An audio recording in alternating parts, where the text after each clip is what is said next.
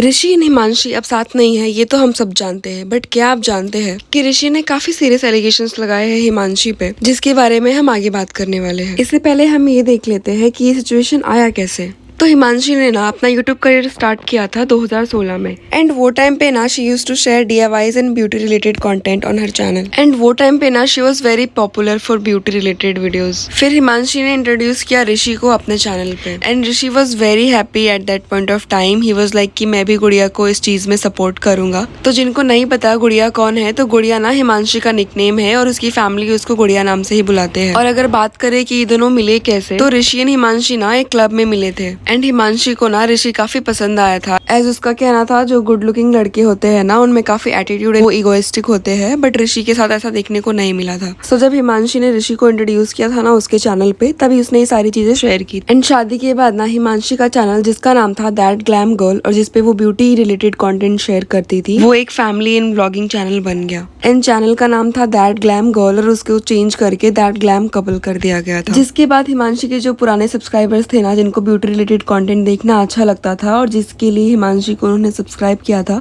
They were quite upset with the decision. But बाद में ना धीरे धीरे लोगों ने अडेप्ट करना शुरू कर दिया इस नए कंटेंट को भी, एंड नए लोग भी जुड़ गए। ओके, सो अगर बात करें इनके सेपरेशन की, तो ये पहली बार नहीं है जहाँ पे इन्होंने सेपरेट होने का डिसीजन लिया हुआ है। इसके पहले भी दोनों एक बार अलग हो चुके थे, जिसके बाद ना ऋषि ने अपना एक अलग चैनल बना लिया।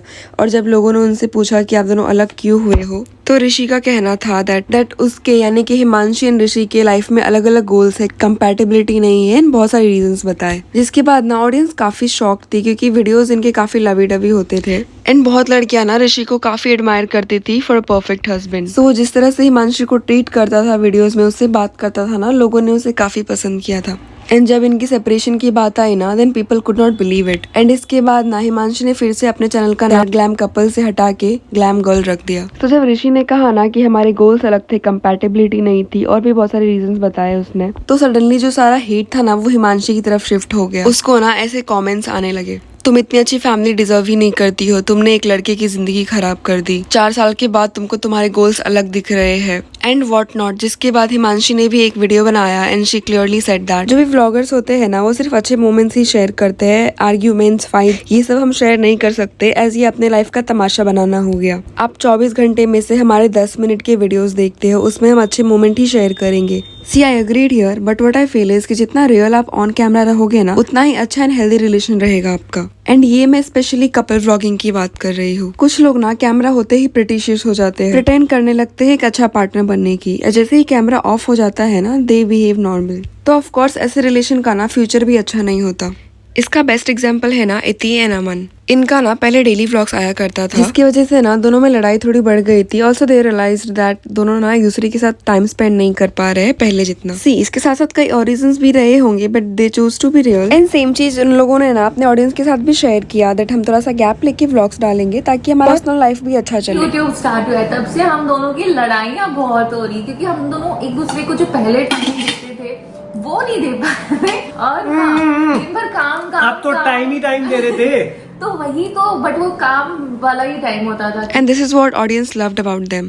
Glad to see someone on YouTube who also takes their personal life seriously and make it a priority. Not just the popularity and money, who just shows on channel that they are together, but reality is something different. God bless your little and cute family. Finally, they prove that relationship is important than social media, not like Himanshi and Rishi. So anyways, within a few months ना दोनों का patch up हो गया। Patch up के बाद ना एक Q&A video डाला था ऋषि ने अपने चैनल पे, जहाँ पे एक सब्सक्राइबर ने उसको पूछा था कि आप दोनों अलग क्यों हुए थे, जिसके रिप्लाई में ऋषि ने कहा था कि हमें नजर लग गई थी। Like seriously. अभी कुछ लोग कहेंगे ना कि नजर इज रियल, तो चलो मान लेते हैं दैट नजर इज रियल। बट जब ऋषि एंड हिमांशी का सेपरेशन चल रहा था ना, तब ऋषि ने बहुत सारे अलग रीजंस दिए, एंड जिसकी वजह से हिमांशी को मैसिवली हेट दिया गया था। एंड पैचअप होने के बाद नजर लग गई थी। I mean come on, stick on one thing.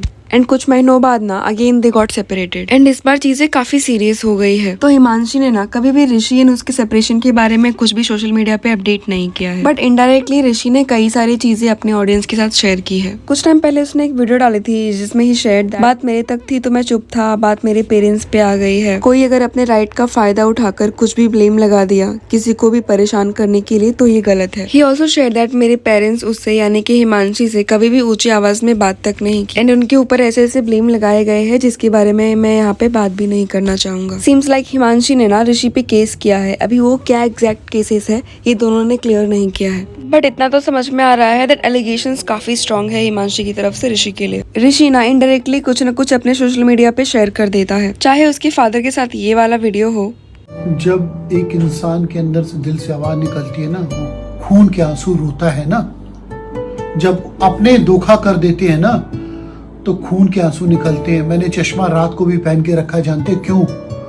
क्योंकि मेरे अंदर इतना गुस्सा है इस वक्त, इतना गुस्सा है, इतना प्यार किया मैंने जिससे, उसने मुझे इतना धोखा दिया। या फिर अपने चैनल पे कुछ चीजें शेयर करना हो, बट वही Himanshi is quite on this matter.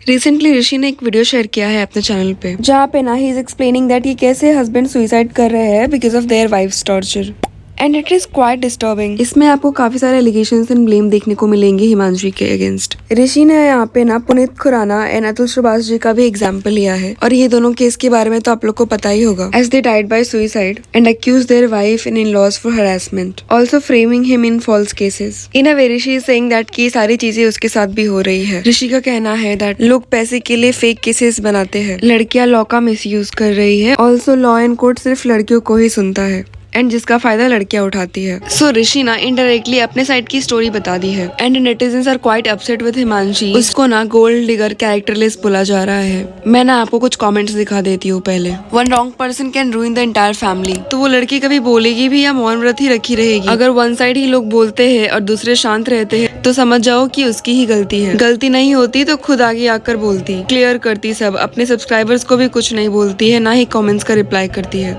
वो लड़की इसलिए नहीं बोल रही है बिकॉज शी इज रॉन्ग। ऋषि को बोलना चाहिए सब ताकि उसका पर्दाफाश हो जाए। आई थिंक ये सारी चीजें बहुत प्राइवेट होती है, और ये चीजें आप जितना पब्लिक डोमेन में डालोगे ना, ये आगे जाके उतनी ही खराब होने वाली है। ऋषि ने डायरेक्टली नहीं बोला है कि ये मेरे साथ हो रहा है, बट पुनीत खुराना एंड अतुल सुभाष का एग्जाम्पल लेना is valid enough to convince audience की ये उसकी ही स्टोरी है, या फिर ये सेम चीज उसके साथ भी हो रही है। कुछ ऑडियंस है जो हिमांशी के इस साइलेंस को सपोर्ट भी कर रहे हैं। बार बार वीडियो बना के सिंपैथी लेना और उस लड़की के खिलाफ नेगेटिविटी फैलाना भी गलत है। We want to hear both sides of story. How can we conclude anything without knowing another side of the story? Let her tell her side of story also. Why play this blame game? I think ऋषि को भी ये चीजें private ही रखनी चाहिए and आपस में ही short करना चाहिए, क्योंकि अगर हिमांशी कुछ नहीं बोल रही है that means she does not want any controversy out of it. अगर कोई अपनी चीजें सोशल मीडिया पे नहीं डालता उसका हमेशा ये मतलब नहीं होता ना कि वो गलत है। उन्हीं के नाम तो सुने होंगे और आपको पता ही होगा कि उन्होंने अपनी लाइफ में क्या स्टेप लिया, और वो गए स्टेप क्यों लिया गया, उस इंसान की वजह से ही लेना पड़ा जिनसे वो शायद सबसे ज्यादा प्यार करते थे। एंड इफ ऋषि के साथ कुछ गलत हो रहा है देन होपफुली सूनर और लेटर ही विल गेट जस्टिस। सो इस वीडियो में इतना ही। आपका क्या कहना है इस बारे में please do let me know in the comment box. Please like this video and also subscribe to this channel for more update like this, and thank you so much for watching.